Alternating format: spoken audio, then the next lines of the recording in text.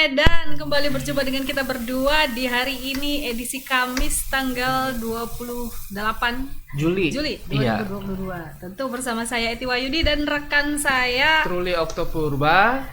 ya, Tribuners, pada sore hari ini kita akan menyajikan 3 berita pilihan ya, dan nanti akan ada breaking news juga ya Truly ya. Akan kita sampaikan pokoknya informasi paling hangat di hari ini. Dan ngomong-ngomong Truly, ini menjelang libur ya sepertinya. 3 hari ini ya, menjelang akhir bulan lah ya. Akhir bulan ya, Juli ini. sudah mau memasuki bulan kemerdekaan ya. Iya. Dan kita hari merah ya, hari merah tanggal 30 hari 30 ya. Sabtu ya. Ya, Sabtu. Ya, hari merah tapi kita nggak libur Truly. Biasa kita kerja di media memang ya harus tetap menyampaikan berita-berita ya kepada Tribuners, kepada pembaca, kepada publik. Jadi ya memang hanya ada bagian-bagian yang libur, tapi tetap yang namanya pemberitaan tetap kita update, tetap kita informasikan yang paling aktual. Iya, Ya, betul. gitu ya Truly ya. Dan gimana? Iya, berita-berita kita juga untuk yang mau kita tampilkan hari ini ke Tribuners itu masih follow up dari yang sebelum-sebelumnya. Dan sebagian besar masih kebanyakan yang ini ya kriminal. Ini iya, follow up, tapi masih mendapat atensi yang besar ya. dari Tribuners. Dari Iya. Tribuners, dari masyarakat, bahkan sampai jadi isu nasional juga. Betul. Ya. Iya. Ya, baik, mungkin akan Silakan, kita yang pertama. buka saja ya Tribuners. Berita pertama ini dari kasus kematian ya, kasus kalau tidak salah perampokan ya, perampokan dengan kekerasan.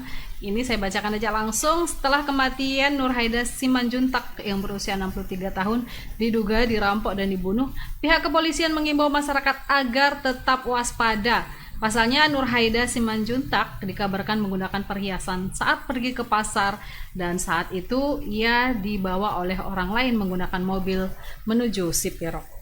Setelah dinyatakan hilang oleh keluarga, Nur Haida Simanjuntak ditemukan dalam keadaan meninggal. Jasadnya ditemukan di pinggir jalan yang berada di kawasan Aiklatong Sipirok pada Minggu tanggal 24 Juli 2022. Dan kasus itu saat ini masih ditangani oleh Polres Tapanuli Selatan dan Tapanuli Utara.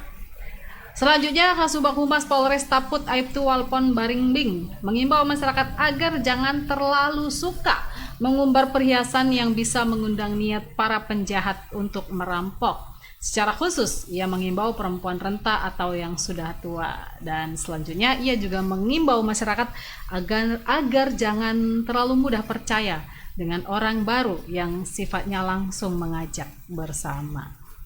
Dan Tribuners, kita saksikan saja videonya berikut ini untuk melengkapi informasi yang kita sajikan. Si Tohang, gudanggul hamu na marhamaranggi, bodo hamu tong kanimud dimul, rohanya maksi Tohang. Roho, Takuboron siap kuda galo harian, Tobing siang kuda faktor, dua.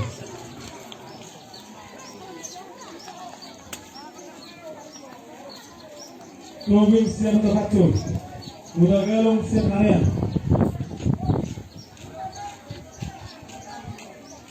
Akka na marholong iroha, mangalen hata pulapul, hata sosososo tu hamuna, ingot tamu main. Ape mai pasabuan muna, aka sosososo dot. Hata na uli daling na pinasanya sa naman marholong iroha. Jang bedoran na amang. Kon hamura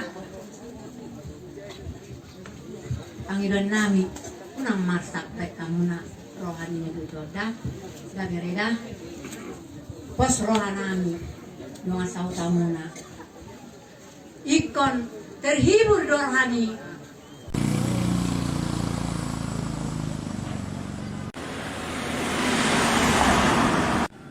Bagaimana upaya koordinasi antara Polres Taput dengan Polres Tapsel soal kematian Nur Haida Simanjuntak, Bang? Ya, jadi terima kasih. Kita akan memberikan penjelasan sedikit terkait dengan kematian NS yang ditemukan di wilayah Kabupaten Tapanuli Selatan. Nah, karena korban merupakan warga Kabupaten Tapanuli Utara, jadi pihak Polresta Maluku Selatan sudah melakukan koordinasi dengan Polresta Utara, dan kita sudah beberapa kali ketemu dan kita saling bekerja sama, dan hingga sampai ke TKP awal, di mana menurut keluarga korban awalnya korban itu dari mana, itu tetap kita dampingi. Nah, kalau sampai sekarang Bang, apakah memang CCTV yang diduga tempat TKP awal itu sudah diambil sebagai bahan penyelidikan atau gimana Bang? Jadi dari Satreskrim kita sudah menunjukkan beberapa titik di mana CCTV yang ada di lokasi, dari informasi TKP awal dari mana korban hingga ke beberapa titik sampai ke perbatasan ditemukannya korban sudah meninggal dunia. Jadi tim kita sudah bekerja sama dan beberapa CCTV sudah dibuka, namun itu penjelasannya nanti dari Polres Tapsel. Nah, untuk hal-hal lain Bang dalam koordinasi Abang, apakah memang ada dugaan-dugaan lain selain ada dugaan perampokan, ada juga apakah diawali dengan hipnotis atau gimana Bang? Jadi sampai sekarang itulah kita belum tahu betul, namun untuk lebih jelasnya itu boleh diberikan penjelasan oleh Polresta Selatan. Namun dalam hal ini, apapun nanti yang terjadi atas meninggalnya NS, ya itu semua hasil dari penyelidikan Polresta. Untuk mendukung informasi yang kita sampaikan tadi, dan saat ini kita sudah terhubung dengan reporter kita di lapangan, Maurits Pardosi ya. Iya. Maurits. Selamat sore Maurits. Selamat sore Bang Truli, selamat sore Kak Eti, selamat sore Medan. Oke, baik. Ini bagaimana dengan korban Ibu Simanjuntak ini ya, Ibu Simanjuntak ya? Ini apakah sudah selesai penguburannya atau kapan akan dikebumikan? Terima kasih Bang, untuk penguburannya sudah selesai, sudah rampung untuk acara adat dan penghormatan terakhir pada kemarin. Tapi pihak kepolisian sekarang masih sedang menyelidiki soal CCTV yang diduga menjadi TKP awal korban tersebut dibawa lari oleh orang lain yang menggunakan mobil dan sampai saat ini maka tadi pihak Polres juga memberikan himbauan kepada masyarakat agar jangan sering menggunakan perhiasan ya. Perhiasan karena memang Nurhaidah Simanjuntak sebagai korban perampokan, dugaan perampokan dan pembunuhan tersebut diawali oleh seperti itu adanya emas beliau atau perhiasan beliau yang digunakan sehingga niat penjahat itu pun muncul, dan dia dinyatakan hilang oleh keluarga pada Sabtu tanggal 23 Juli 2022 dan diketemukan di Ait Latong Sipirok pada Minggu 24 Juli 2022 Bang. Iya. 1 hari berarti. 1 hari langsung ditemukan ya Maurits. Iya. Iya Kak, jadi 1 hari. apa saja Maurits yang menjadi kerugian dari korban ya, atau kerugian dari keluarga gitu? Mungkin Tribuners juga pengen tahu ya ini Apa saja yang hilang ya, gitu. Yang hilang. Oke, terima kasih. Dia pergi ke pasar pada pukul 5 dari pesta adat.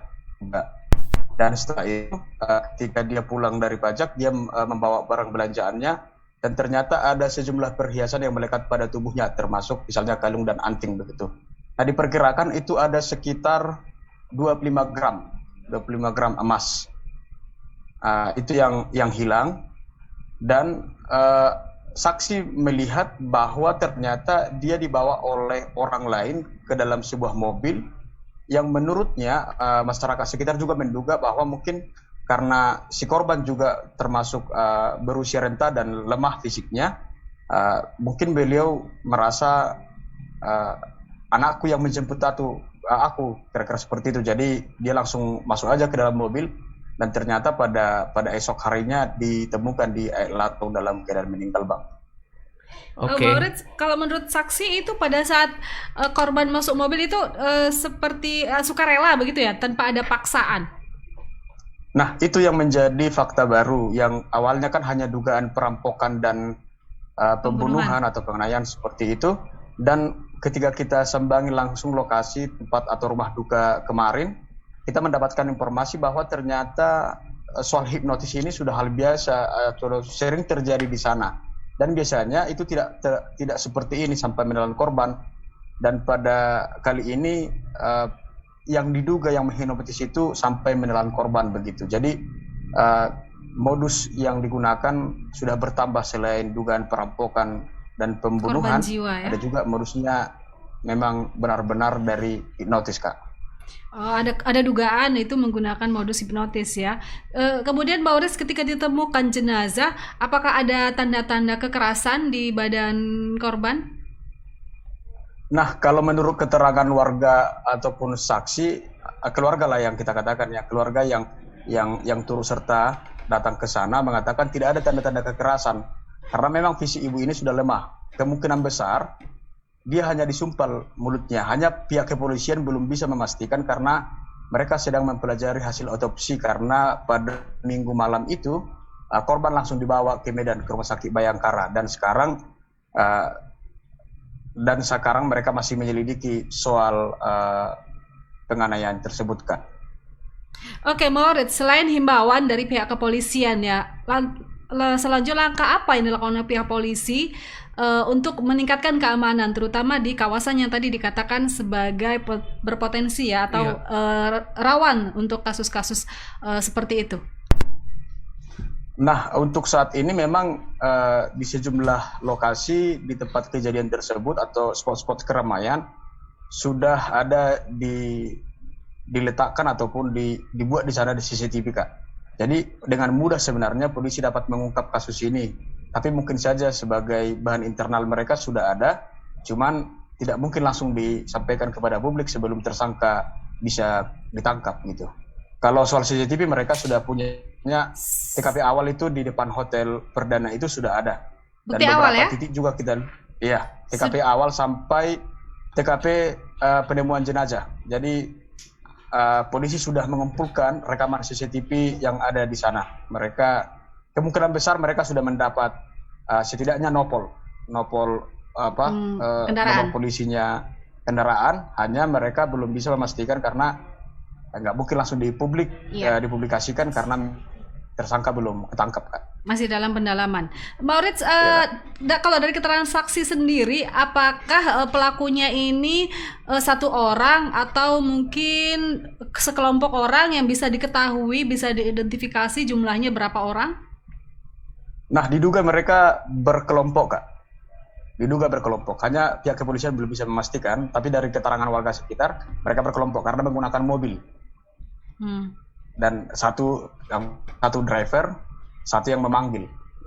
Setidaknya ada 2 orang lah, artinya lebih dari 2 orang. Kemungkinan ya. Kemungkinan besar, Kak. Ya, satu lagi Maurits, itu tadi dikatakan bahwa modus hipnotis sudah sering terjadi, ya, di daerah tersebut. Biasanya sebelum-sebelumnya itu seperti apa korban yang mengalami, yang menjadi korban itu seperti apa? Walaupun tidak ada korban jiwa, pasti ada kerugian ya? Ya, jadi biasanya seturut pemaparan warga sekitar ya, modus hipnotis itu sudah sering terjadi, apalagi di spot-spot keramaian. Ketika misalnya korbannya lengah begitu. Tapi pada dasarnya semua hasil curian itu dikembalikan juga, mungkin karena mereka diadili oleh massa seperti itu. Dan sampai saat ini masih belum pernah lah menelan korban, baru kali ini, Kak. Itu mereka kemarin. Oh, berarti biasanya langsung diketahui ya? Langsung diketahui gitu. Oke, Truli. Oke, Maurits, terima kasih laporannya. Semoga pelaku bisa secepatnya ditangkap ya dan menjalani proses hukum, karena ini udah menyangkut korban jiwa ini. Betul sesuatu sekali. yang harus serius ditangani oleh pihak polisi.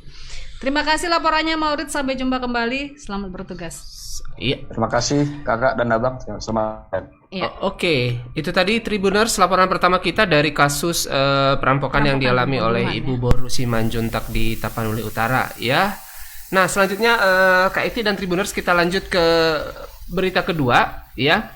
Junaidi berusia 62 tahun, warga Dusun 2, Desa Sukadamai, Kecamatan Sebamban, Kabupaten Serdang Bedagai, meninggal dunia saat sesaat kepala bagian belakang tertimpa pohon yang jatuh ketika angin puting beliung melanda kawasan tersebut pada hari Rabu 27 Juli yang lalu. Sunardi, adik kandung korban, mengatakan, menjelang sore cuaca terlihat mendung. Korban yang sehari-hari bekerja sebagai pembuat batu bata ini pun langsung bergegas menuju tempat kerjanya di Dusun 5 Desa Sukadame, Kecamatan Sebamban. Sampai di lokasi kerja, Junaidi langsung bergegas mengambil terpal. Dia pun menutup batu bata agar tak terkena air. Namun tiba-tiba hujan disertai angin puting beliung menerjang dan membuat batang pohon yang berada tak jauh dari korban mengenai kepala bagian belakang. Melihat kejadian itu, istri dan anak korban pun histeris. Keduanya dibantu warga kemudian melarikan korban ke bidan terdekat. Namun tak lama kemudian, setelah mendapatkan perawatan, korban kemudian menghembuskan nafas terakhir. Cukup sedih ya. Nah, seperti apa videonya? Mari kita saksikan bersama-sama.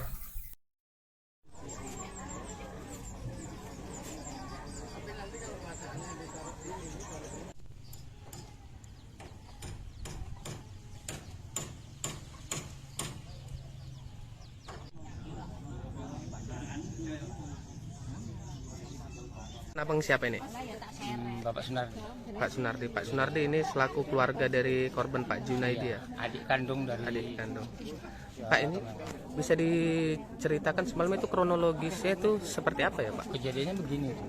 Ini sebetulnya saya pun nggak tahu pasti, cuman dapat informasi aja dari tetangga, dari warga bahwa abang saya ini dari rumah dia kan buat batu bata. Jadi keadaan kehujanan dia datang ke sana untuk menutupi batu.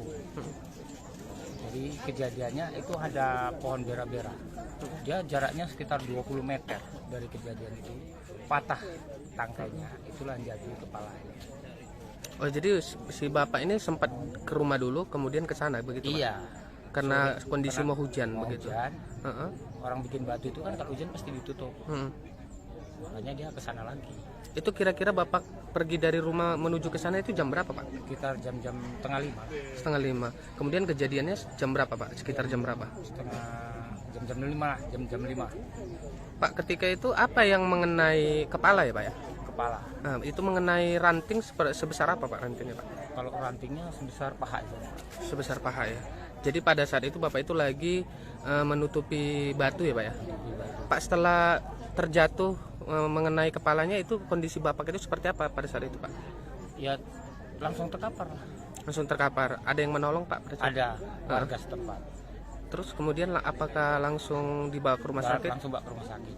Kebetulan di sebelah situ, di sebelah tempat dia bekerja itu ada bidan. Sakit. Oh, waktu Dibawa di langsung dalam ke rumah sakit. perawatan ya Pak ya? Perawatan.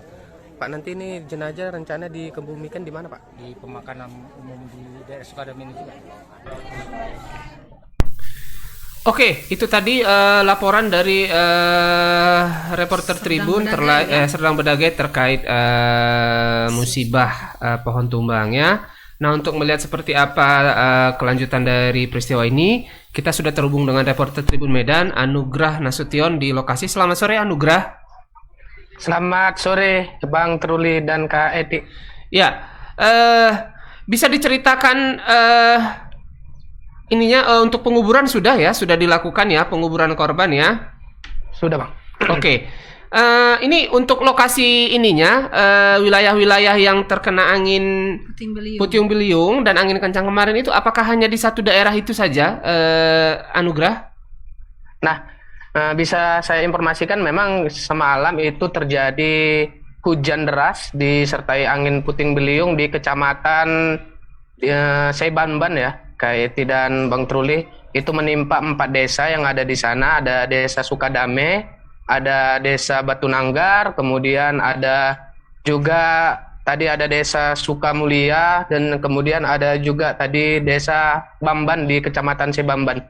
Kemudian tadi jadi semua ada 4 desa yang terdampak dan kemungkinan akan ada pertambahan, namun sampai sejauh ini belum ada informasi yang diberikan Pemkab setempat sejauh ini kecamatan lain begitu. Namun tadi diperkirakan ada 400 lebih rumah warga yang memang mengalami kerusakan, baik dari kerusakan sedang, ringan maupun kerusakan berat. Nah, untuk dari si korban ini Junaidi ini memang dia berumah atau beralamat di Dusun 11 di Desa Sukadame di Kecamatan Sebanban. Nah ini Bang, dia ini setiap hari itu bekerja sebagai pembuat batu bata. Jadi semalam ketika dia tahu akan hujan deras turun, dia sudah di rumah ini. Kemudian dia bersama anak, kemudian bersama istrinya itu pergi ke lokasi tempat dia mencetak atau membuat batu bata yang tidak terlalu jauh, yaitu berlokasi di Dusun 5 di Desa Sukadame. Nah, setibanya di sana dia langsung bergegas untuk menutupin batu bata yang sudah dia cetak begitu. Dia ingin mengeringkan begitu karena kondisinya memang sudah hampir kering, kemudian karena hujan jadi ditutupin. Nah, dari situ memang tadi informasinya dari keluarga korban itu tidak jauh dari belakang dia itu ada satu pohon seperti pohon mahoni itu yang memang pada saat hujan disertai angin kencang itu jatuh dan kemudian menimpa belakang kepalanya dari Junaidi ini. Nah, korban langsung pada saat itu langsung jatuh dan tidak sadarkan diri, kemudian langsung dibawa oleh keluarga bersama warga setempat itu ke bidan terdekat. Namun tidak lama setelah itu korban ini langsung meninggal dunia dan dibawa ke rumah duka. Dan tadi siang sudah dimakamkan, Bang Ruli. Iya, artinya ini pohon yang menimpa itu adalah pohon di lokasi kerja ya? Iya benar Bang, di lokasi tempat korban itu bekerja begitu. Oke. Anugrah itu lokasi kerjanya itu apakah dia berupa hamparan gitu, tanah kosong, kemudian ada pohon-pohon, karena biasa tempat pencetak batu itu di daerah persawahan ya? Apakah seperti itu? Iya benar Kak. Iya benar. Jadi lokasinya itu ada memang sedikit tutupan ya, tapi lokasinya itu terbuka dan di dekat persawahan. Jadi di dekat persawahan itu ada pohon-pohon yang cukup besar memang, karena tadi saya tanyakan ukuran ranting atau tepatnya batang ya. Batang pohon yang jatuh itu hampir sepaha ukurannya. Dan itu yang mengenai bagian belakang si korban ini. Jadi bukan tertimpa pohon melainkan tertimpa batang pohon seperti itu. Itu pohon jenis apa ya, Anugrah? Tadi sejenis pohon keras ya Kak, seperti jenis pohon mahoni kalau tidak salah tadi informasi yang kita dapat. Dan itu yang kemudian menjatuhi kepalanya begitu. Karena memang semalam sangat keras dan berat ya. Iya, memang tanaman keras karena memang semalam Kak cuaca di sini memang selain hujan deras juga anginnya itu cukup kencang sekali menurut pengakuan warga yang ada di sini. Karena beberapa atap rumah warga itu bukan hanya sengnya aja yang lepas, namun juga broti-brotinya ikut lepas begitu. Kalau di desa itu sendiri, Anugrah, apakah memang sering terjadi bencana angin puting beliung ini? Nah, di sini sendiri memang salah satu kawasan zona merah ya, kasus bencana angin puting beliung. Selain di Kecamatan Sebamban, ada juga di Kecamatan Pergajahan dan juga di Kecamatan Tanjung Beringin begitu. Jadi di sini ada beberapa kawasan yang memang sangat sering terjadi. Warga menyebut ada beberapa tahun lalu katanya juga ada insiden yang sama, cuman tahun ini memang yang paling parah karena di situ ada ratusan. Untuk di kecamatan, untuk di Desa Sukadame ini ada tadi tercatat ada hampir 189 rumah warga itu yang mengalami kerusakan, baik kerusakan ringan maupun kerusakan berat begitu kayak itu. Kalau dari pemerintah sendiri apakah sudah diturunkan bantuan mungkin untuk material bangunan atau yang lainnya, dan untuk korban jiwa sendiri bagaimana kira-kira perhatian dari pemerintah? Nah, pada tadi sore tadi memang baru saja selesai tadi ada kunjungan langsung dari Bupati Serdang Bedagai Dharma Wijaya yang tadi langsung mengunjungi beberapa titik lokasi baik itu di Desa Sukamaju ataupun di Desa Sebanban.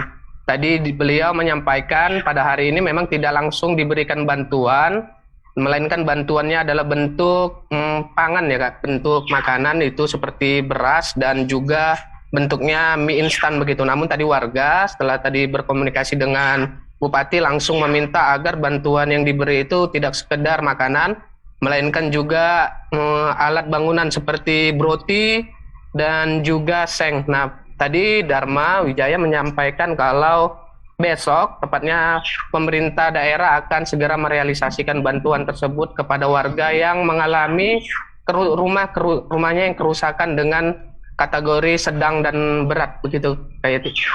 Anugrah, apakah bencana ini mempengaruhi aktivitas harian warga di desa itu, Anugrah? Nah, tadi pantauan kita memang sebagian warga yang merupakan mayoritas petani ya Kak, memang tadi meninggalkan aktivitasnya untuk sementara waktu. Tadi mereka terlihat sibuk memberesi rumah-rumahnya yang rusak begitu. Tadi warga di sana banyak sekaligus bergotong royong. Tadi ada juga tim personil baik dari Satpol PP dan juga kepolisian tadi terlihat turut membantu warga untuk memberesi rumah-rumah mereka yang atapnya itu rusak begitu. Jadi sampai sore hari ini mereka masih bekerja untuk memperbaiki rumahnya karena mereka mengkhawatirkan jika hujan turun seperti tadi malam mereka harus terpaksa tidak bisa tidur di rumahnya begitu kayak itu. Kemudian untuk lahan pertanian sendiri, Anugrah, apakah ada juga mengalami kerusakan, fasilitas umum, listrik dan sebagaimana dan lain sebagainya? Tidak terlalu tadi cepat. Pantauan kita memang sebagian sawah warga di sana rusak. Terlihat sawah itu, iya, sawahnya rusak. Jadi tadi ada beberapa kaum ibu-ibu juga yang tadi sempat saya tanyain. Mereka sedang menaik Tadi kan sawahnya sempat tertidur begitu karena terhempas angin. Mereka memperbaiki sawah-sawahnya. Namun tidak semua Iti langsung memperbaiki sawahnya karena mereka lebih memprioritaskan bagaimana agar atap rumah mereka diperbaikin dulu. Selain itu, tadi juga ada beberapa lokasi ya, tidak semua lokasi memang listrik padam, tapi sejak tadi malam memang listrik padam, tapi sejak siang tadi sudah mulai di sebagian desa itu sudah mulai listriknya dinyalakan oleh PLN. Karena semalam memang ada beberapa tiang-tiang listrik itu yang turut tumbang karena tertimpa ranting pohon, begitu Kak. Iya. Kalau untuk padi sendiri, Anugrah, sudah seperti apa? Umur padi itu apakah sudah menjelang panen atau mungkin masih jauh dari masa panen? Kalau pengamatan dari Anugrah sendiri di lapangan? Tadi khususnya di desa Sukadamai ya, karena di situ salah satu desa yang paling terdampak, dan selain itu ada juga desa Sebanban yang tadi juga sangat banyak terdampak.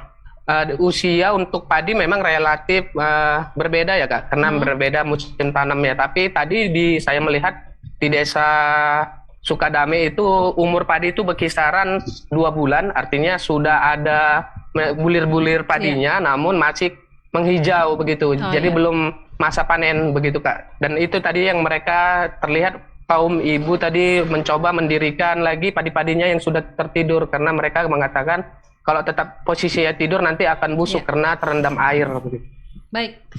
Baik Anugrah, terima kasih banyak informasinya, lengkap sekali ya. Terima kasih, selamat bertugas kembali Anugrah. Selamat ya Kak, selamat sore ya, Bang. Selamat sore. Ya, semoga musibah tadi bisa cepat diselesaikan ya, dapat bantuan dari pemerintah untuk perbaikan rumah, dan semoga juga korban jiwa keluarganya yang bisa ditinggalkan menghadapi cobaan. Memang sangat berat ya. Dan baik, lanjut yang ketiga Kak. Iya, Druli, berita terakhir ya. Siapa nih baca? Silakan. Dan ketiga ini breaking news ini masih ya beritanya ya. Tapi ini sudah ada informasi awal ini terkait dengan kejadian penggerebekan yang dilakukan oleh polisi di pemukiman warga yang diduga menjadi tempat sarang narkoba. Lokasi tersebut berada di Jalan Kelambir 5, Gang Pantai, Kecamatan Medan, Helvetia. Ini merupakan kedua kali penggerebekan di tempat tersebut. Kanit 3 Satres Narkoba Polrestabes Medan Ibtu Marvel Ansanai mengatakan, dari lokasi ini pihaknya mengamankan sejumlah pria yang diduga terlibat narkoba. Ia menjelaskan, penggerebekan itu dilakukan bermula karena adanya informasi dari masyarakat yang resah dengan aktivitas peredaran narkoba di lokasi tersebut.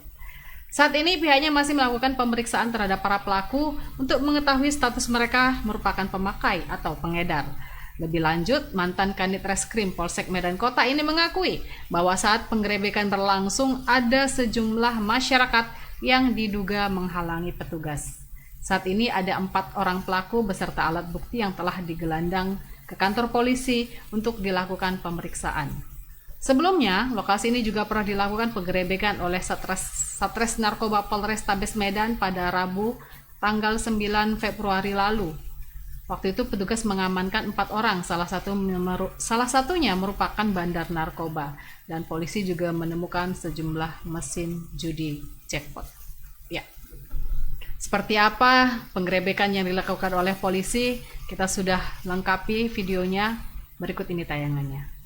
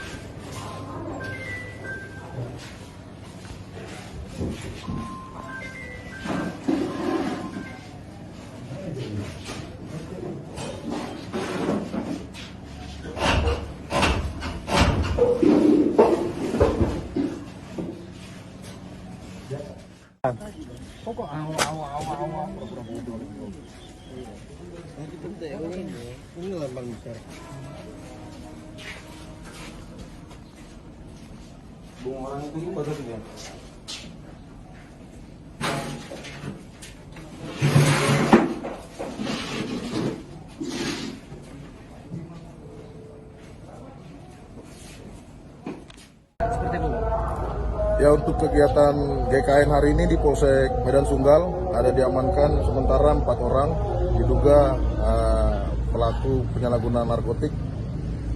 Nanti akan dilakukan penyelidikan lebih lanjut oleh Reskrim Polsek Medan Sunggal. Tempat yang kita gerebek ini memang target atau bagaimana? Ya, untuk tempat yang kita laksanakan GKN pada hari ini sebenarnya adalah informasi dari masyarakat yang resah terhadap peredaran narkotik di daerah tersebut. Juga ini merupakan hasil penyelidikan dari teman-teman Reskrim Polsek Medan Sunggal. Untuk kegiatan ini akan terus kita laksanakan hingga Kota Medan, khususnya juga Kecamatan Medan Sunggal bisa bersih dari peredaran narkotik. BB apa aja Bang yang disita Bang? Ya, sementara ada beberapa alat hisap sabu dan klip plastik sisa sabu atau narkotik jenis metadatamin. Oke, itu tadi laporan pengungkapan narkoba ya. Memang kalau bicara soal narkoba ini memang tidak akan ada habis-habisnya ya. Tinggal Iya, memang kita betul harus sekali. selalu waspada ya dan berjaga-jaga gitu. Ya, baik. Untuk melihat seperti apa laporan ini di Kampung Narkoba ini, kita sudah terhubung dengan reporter Tribun Alfiansa di lokasi. Selamat sore Alfiansa. Selamat sore Bang Truli dan juga Kak Ibu. Oke, ya. Alfiansa, ini apakah di lokasi ini memang kerap dilakukan penggerebekan seperti itu, bisa dijelaskan? Atau baru sekali ini suaranya tidak terdengar? Ya, halo Bang. Ya. Ya, baik Bang Truli, Kak Ibu dan juga Tribuners. Ya, tadi memang Satreskrim Narkoba Polrestabes Medan dan juga Polsek Jalan Pelampir 5, tepatnya di Gang Pati. Di sana petugas melakukan penggerebekan dan mengamankan ada 4 orang pria yang diduga merupakan pemakai narkoba. Nah, lokasi tersebut memang disinyalir menjadi tempat peredaran narkoba karena di lokasi itu sudah 2 kali polisi melakukan penggerebekan, yaitu di bulan Februari lalu. Saat itu di bulan Februari itu petugas ada mengamankan 4 orang juga pria dari lokasi tersebut. Selain itu petugas juga sempat menyita sejumlah mesin judi jackpot dari lokasi. Nah, penggerebekan tadi juga dilaksanakan oleh petugas berdasarkan informasi dari masyarakat yang mengatakan bahwasanya di lokasi itu memang masih rawan peredaran narkoba, sehingga petugas pun langsung mendatangi lokasi dan melakukan penggerebekan. Sampai di sana memang benar di sana masih ada peredaran narkoba di kawasan tersebut. Saat itu tibanya petugas di sana tadi memang perlawanan atau protes terhadap penggerebekan yang dilakukan oleh petugas. Namun petugas di sana langsung berkoordinasi dengan sejumlah masyarakat sehingga mereka pun akhirnya tidak lagi menghalau petugas untuk melakukan penangkapan terhadap sejumlah pelaku ini. Di sana juga petugas menyita sejumlah alat hisap sabu dan juga ada sabu yang bisa pakai. Saat ini barang bukti dan juga sejumlah pelaku itu sudah dibawa ke Polsek Sunggal untuk dilakukan pemeriksaan lebih lanjut apakah mereka ini merupakan pemakai atau bandar narkoba. Itu Bang Suli dan juga Hasil pemeriksaan apakah sudah dapat? Begitu Alfiansa belum? Ya, untuk hasil pemeriksaannya saat ini belum dapat Bang, karena baru saja dilakukan penggerebekan dan dilakukan pengamanan sehingga mereka saat ini masih menjalani proses pemeriksaan Bang.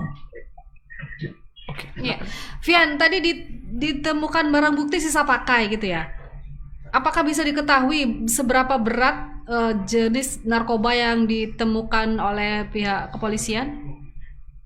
Ya, untuk beratnya sendiri Kak belum diketahui Kak, belum ditimbang lagi oleh pihak kepolisian. Namun polisi memang menyimpulkan bahwasannya itu memang bekas sabu, itu pun tidak banyak Kak yang ditemukan karena itu bekas sisa pakai mereka ini Kak. Selain itu petugas juga menyita beberapa plastik klip Kak yang diduga tempat untuk menyimpan sabu di lokasi. Nah, untuk alat hisap sendiri memang petugas banyak menemukan alat hisap di lokasi itu Kak.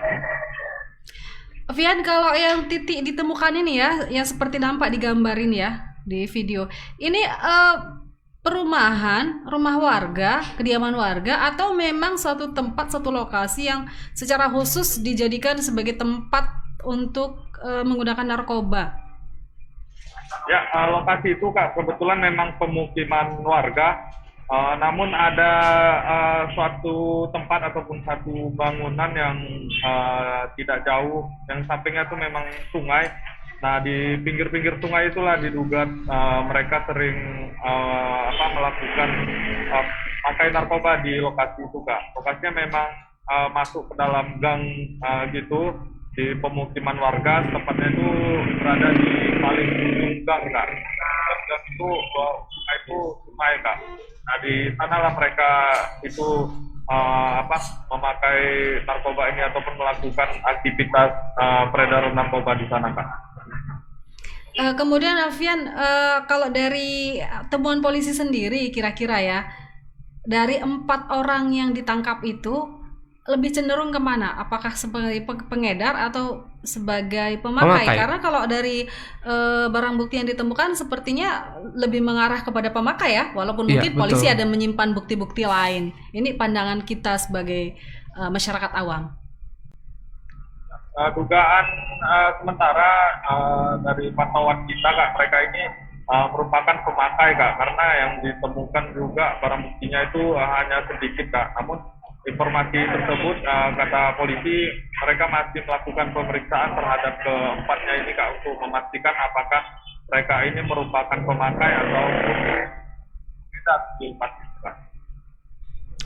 Vian, ini kan juga penggerebekan yang kedua kali tadi informasinya ya, sebelumnya pada bulan Februari kalau nggak salah ya, bulan Februari tahun ini juga. Kemudian ini dilakukan penggerebekan untuk yang kedua kali. Apakah orang-orangnya ini masih orang-orang itu saja yang diduga terlibat peredaran atau pemakaian narkoba di tempat tersebut, Alfian? Ya, untuk informasi itu Kak, sebagaimana yang sebelumnya di bulan Februari itu, memang yang memakai narkoba di lokasi itu merupakan pendatang Kak, bukan warga situ. Kebanyakan memang dari mereka ini datang ke lokasi itu hanya khusus untuk bermain judi dan memakai narkoba di lokasi itu Kak. Oke. Kalau dari penggerebekannya yang pertama sendiri, Alfian, apa yang ditemukan ketika itu? Apakah masih ada informasi tentang itu?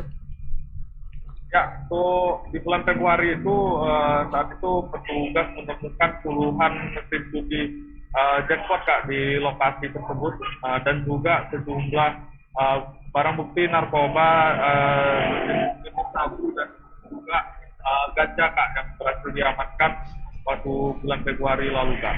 Ada tersangka juga? Ada Kak, itu 4 orang juga, 3 orang merupakan pemakai, 1 orang itu Pengedar. bandar Kak. Oh iya, ya. Tadi ada informasinya juga ya. Baik, Fian, terima kasih informasinya. Iya. Selamat bertugas kembali, tetap semangat ya. Baik, Kak Edi, Bang Truli. Iya, walaupun masuk ke pinggir-pinggiran ya, Pinggir kasus sungai. narkoba ini memang biasanya ya kalau yang Iya. disebut kampung narkoba ya, selain di tengah kota Medan ada juga ya. Tapi sekarang ini sepertinya merebak kayak kemarin ya, kita sampaikan juga itu beritanya Truli yang di daerah Jerman sana ya, Denai sana, jadi disebut sebagai kampung narkoba di Tanah Garapan. Jadi memang narkoba sudah kemana-mana. Ini sesuatu yang sangat mengancam, sesuatu yang membahayakan terutama untuk generasi muda, harus kita perangi. Dan semoga kita tetap semangat ya untuk tetap menjadi orang-orang yang melawan narkoba dari segala pihak. Baik, itu tadi laporan kita yang terakhir, Truli ya. Iya. Terima kasih Tribuners yang sudah bersama kita selama kurang lebih hampir 1 jam. 1 jam. Hampir 1 jam. Iya, 50 menit lah. Ya, begitulah. Dan saatnya kita sekarang undur diri. Terima kasih atensinya, dan seperti dikatakan Truli, semoga informasi ini memberi referensi sebelum melakukan atau membuat keputusan. Begitu ya Truli ya. Saatnya kita undur diri. Saya Eti Wahyuni dan saya Truli Oktopurba. Sampai ketemu lagi pekan depan, dan selamat sore. Selamat sore.